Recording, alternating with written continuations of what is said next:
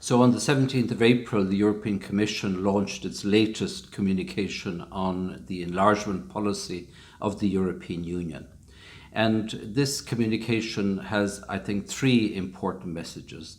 The first one relates to Turkey. Clearly, the negotiations with Turkey are going nowhere because of the very serious backsliding, as the report indicates, in democratic standards, failure to respect human rights.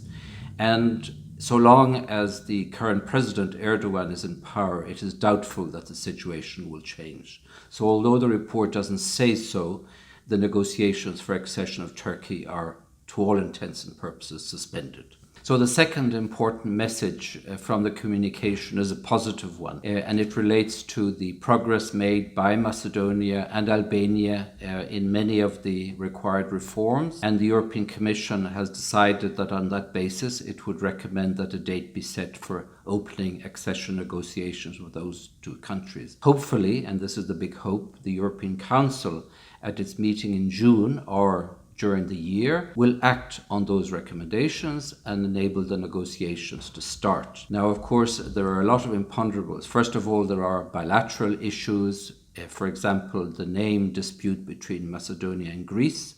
Negotiations on that dispute are well in hand, and according to reports, they're going well. So this should mean that Greece should not prevent the negotiations for accession to start. The other issue, of course, is that there remains a certain amount of reluctance among some member states with regard to future enlargement. This reluctance needs to be overcome, and the European Commission has a lot of arguments to show that the enlargement policy has been probably one of the most successful foreign policies of the European Union. So hopefully that can be dealt with and to enable the process to go forward.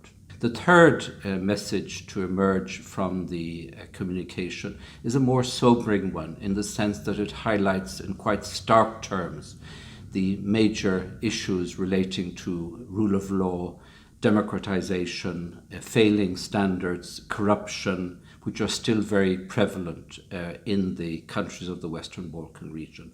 So that involves a major challenge on the part of the countries concerned to deal with those failings, those weaknesses.